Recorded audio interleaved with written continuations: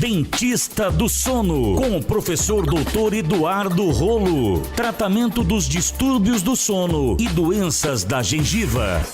Doutor Eduardo Rolo, odontólogo do sono, pronto para conversar com a gente. Seja muito bem-vindo, doutor. Boa sexta-feira para o senhor. Boa tarde, Léo. Mais uma vez, muito obrigado pela participação aqui com vocês. Hoje nós vamos falar mais uma vez sobre os distúrbios do sono. Eu já começo perguntando para o senhor, doutor, os distúrbios do sono, ronco e apneia, são dois tipos de tratamento diferentes para eles, doutor? Não, Léo, os tratamentos são exatamente os mesmos, né? Os dois principais tratamentos que realmente têm eficácia e comprovação científica universal são o CPAP, que é a máscara eletroeletrônica, que injeta ar com pressão na via aérea, e o mais utilizado, pelo menos 70% dos distúrbios do sono, ronco e apneia do sono, são tratados com o aparelho intraoral, que as pessoas costumam dizer que não, isso é aparelho, essa plaquinha. Não, é um aparelho que tem documentação e comprovação científica desde 1984. Não é achismo? Não é achismo, imagina, não é achismo. Acontece, Léo, que pode ser a sequência do que você disse que ia me perguntar, eu não me lembro bem. Acontece que o ronco e a apneia do sono, eles são distúrbios de natureza crônica, de saúde de natureza crônica. Portanto, o tratamento com o aparelho, quer seja eletroeletrônico, quer seja o aparelho bucal feito pelo dentista ou odontólogo do sono, ele não é um milagre, existe uma ciência para você construir essa forma de tratamento, existe como você escolher qual é a melhor opção dentro desses aparelhos para se usar, e com certeza tanto o CPAP quanto o aparelho intraoral são altamente eficazes dentro da correta indicação. Entendi. Agora, doutor, quando a gente fala de coisa crônica, geralmente a gente pensa no tratamento para sempre. Quando a gente fala de apneia do sono e ronco, também esse tratamento é para o resto da vida? Sim, também é para o resto da vida.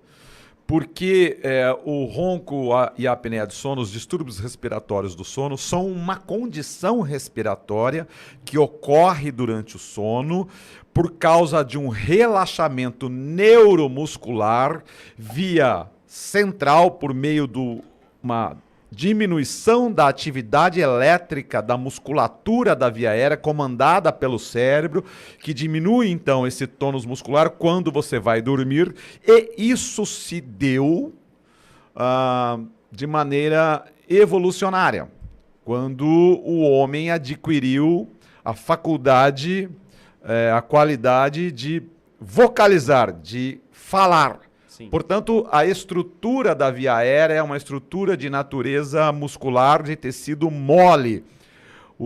A estrutura óssea está longe dali. Portanto, isso geneticamente nos transmitiu a condição de verbalização e vocalização.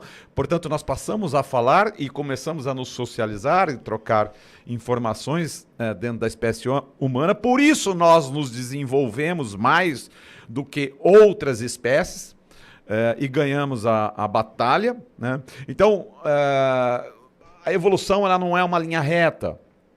Ela, por exemplo, o que eu quero dizer com isso é que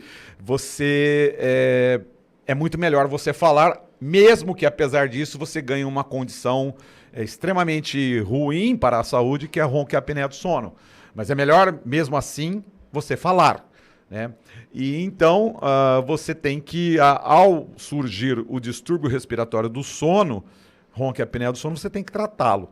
Então, nesse sentido, o ronco e a apneia do sono são de natureza crônica e são para sempre. O problema é que as pessoas confundem a condição de natureza evolucionária e de transmissão genética, e até a gente pode entrar nas questões mais complexas e atuais hoje em dia de epigenética, que tem a ver com os fatores de risco. Veja, e fatores de risco também pode ter um impulso genético ou ainda epigenético. Estou falando difícil hoje, né? Mas enfim, o que eu quero dizer com isso? Você tinha genes para ter uma estrutura anatômica que desliguem também mais facilmente o seu impulso elétrico na via aérea quando você vai dormir, fazendo o relaxamento da via aérea ficar maior. Além disso, você vai ganhar peso, porque você passa por outras situações, ou tem até uma genética estabelecida para ganhar peso, e passa a comer mal. Seleciona alimentos calóricos, lá pelos 25, pelos 30, pelos 35 anos, você ganha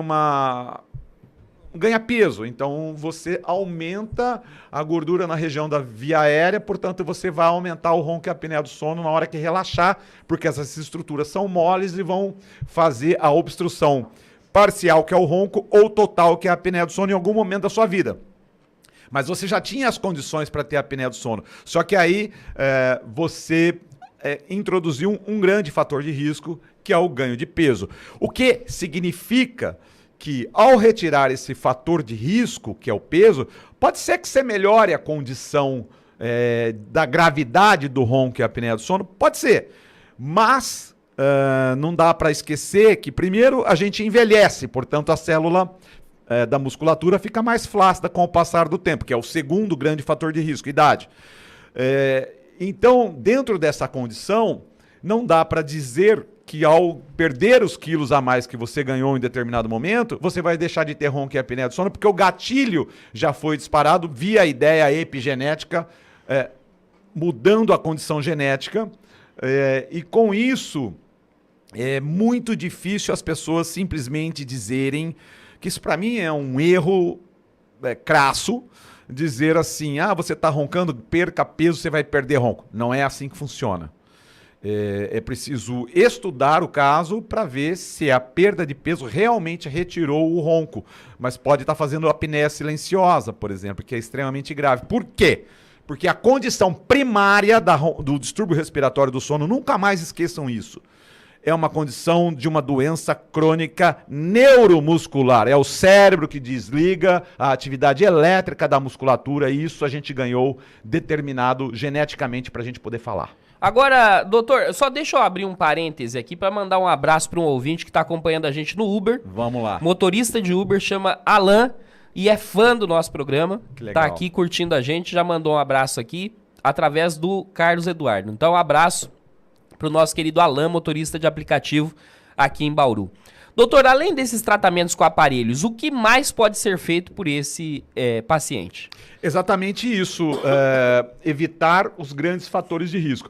Já que a gente não pode evitar a genética que você ganha e vai ter em algum momento o disparo do gatilho para você fazer ronco e apneia do sono, digamos assim. Isso não dá para evitar. Não dá para evitar o envelhecimento, porque a gente só envelhece a partir do momento que a gente nasce. O que a gente pode evitar é o ganho de peso. Portanto, as medidas básicas de promoção de saúde, inclusive em todas as doenças crônicas, inclusive é bom lembrar que ronco e apneia do sono faz parte de um dos quesitos da síndrome metabólica, que é colesterol, triglicéridos, pressão alta, diabetes, etc. É você procurar o estilo de vida que você mantenha a manutenção de um peso adequado para a sua altura. Ou seja, a alimentação é importante, o exercício físico é importante. Então, isso é básico em toda doença de natureza crônica. Ronco e apneia do sono não é diferente, talvez seja extremamente importante essa questão do estilo de vida saudável. Agora, doutor, os distúrbios do sono, né, a apneia, ela atinge quase metade da população. Ou seja, Léo, só para complementar a ideia, Léo, para não ficar uma coisa assim muito matemática, né, as pessoas têm ideia de que, por exemplo, nas doenças crônicas existe uma bala de prata. É extremamente complicado dizer assim, né? O doente de doenças crônicas, o paciente, a pessoa que tem um distúrbio de natureza crônica, ele tem que participar do tratamento. Ele tem que comer adequadamente, ele tem que fazer exercício físico e assim por diante. Agora, doutor, dentro dessa questão, estamos recebendo aqui a visita do Dr. Cláudio Cofani. Dr. Cláudio Ilustre. Toffoli. Ilustre visita, né? Dá um abraço ao vivo aqui no Dr. Eduardo Rolo Duarte. Tá vendo? Esse é mestre, hein? Esse... Lembrando que não adianta a gente estudar nem nada, mas ronca do mesmo jeito. É, exatamente. Agora, doutor, essa questão, né, dos distúrbios do sono, ela atinge quase metade da população. Sim. Então, nós podemos dizer que o que causa esse problema é de ordem geral, no sentido de afetar a economia. Olha, essa pergunta é extremamente interessante. Sim. Por quê? Porque o ronco e a apneia do sono, ele impacta, por exemplo, no desempenho. Na qualidade do trabalho desenvolvido. Sim, ao acordar no outro dia, Aham. você tem baixa oxigenação durante o sono, você não fez um sono reparador, restaurador, você não fez uma das coisas mais importantes do sono, que é a faxina de dejetos cerebrais, das reações químicas. Portanto, no dia seguinte, você tem a chance muito grande de ter hipersonolência ou sonolência diurna excessiva, com consequências do tipo de desempenho. Além de você não ter secretado de forma adequada os hormônios que devem ser durante o sono, você tem uma baixa qualidade de desempenho, porque você dormiu mal, você não descansou o cérebro, não só o cérebro, até como o corpo todo, no sentido neuromuscular, esquelético. Então, você, por exemplo, você estaria apto para desempenhar as suas melhores atividades às 9, às 10 horas da manhã, mas você está cansado porque você dormiu mal. E isso tem um impacto significativo na economia como um todo. Pessoas que poderiam estar desempenhando bem nas suas empresas, quer seja como dono, proprietário, funcionário, não importa, eles têm, então, uma atividade aquém daquilo que eles deveriam estar apresentando de acordo com suas funções. Esses estudos econômicos, publicação da Academia Americana do Sono, Léo, você sabe qual é o impacto na economia americana da apneia do sono? Ou seja, significa assim, mal diagnosticado, sem diagnóstico de apneia do sono, ou mesmo com diagnóstico não tratado, o que causa de perda e prejuízo, e aí inclui-se também as consequências da apneia do sono, como, por exemplo, acidentes de trânsito e de trabalho, que a apneia do sono faz isso, e as outras complicações de saúde que a apneia do sono faz, por exemplo, fazendo com que a pessoa tenha problemas graves e deixem de se apresentar ao trabalho por terem noites mal dormidas por ronco e apneia do sono. Então, tudo isso foi computado e o impacto na economia americana de prejuízo é da ordem de 150 bilhões de dólares. Isso está publicado pela Academia Americana do Sono, lá nos Estados Unidos. Agora, de acordo com a nossa economia, guardada as devidas proporções, eu não penso que possa ser diferente. É de acordo com o tamanho e com o volume do desempenho e da contribuição da economia para o país todo, né? Então, se nos Estados Unidos é 150 bi, aqui tem uma ordem, a nossa economia é muito menor, ok?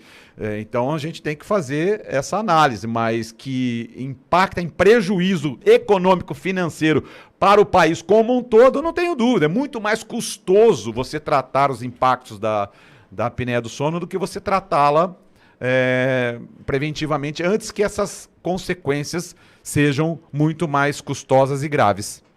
Agora, doutor, eu tenho uma dúvida. A pessoa que usa esse aparelho, né, ou esses aparelhos, e ela vai ser internada, vai precisar ficar no hospital durante um processo cirúrgico e vai dormir no hospital, ela tem que continuar usando também no hospital? Excelente pergunta, Léo. Sim, ela tem que... É lógico que o ideal, se ela vai para o hospital, ela tem que conversar com o seu médico, tem que descrever que ela usa um tratamento para ronco e apneia do sono, avisar o corpo de enfermagem e de apoio que vai recebê-la lá, e aí o corpo clínico decide para cada paciente. Mas veja, se você dorme na sua casa com um aparelho e vai dormir no hospital porque você vai se tratar e vai fazer um procedimento, seja ele qual for, cirúrgico, etc., ou algum outro tipo de internação, mesmo que não seja cirúrgica, e você vai dormir lá, se você dormir sem o seu aparelho, você vai dormir mal. Portanto, a consequência para a recuperação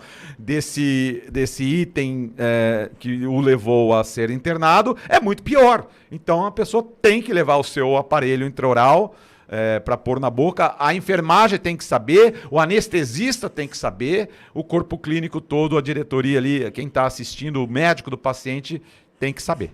Muito bem. Doutor Eduardo Rolo, as pessoas que quiserem encontrá-lo nas redes sociais, como é que faz, doutor? Eu uso o Instagram, que é o @dr.eduardorolo com 2 Ls. Perfeito. Um abraço para o senhor e até a semana que vem. Muito obrigado, Léo, mais uma vez.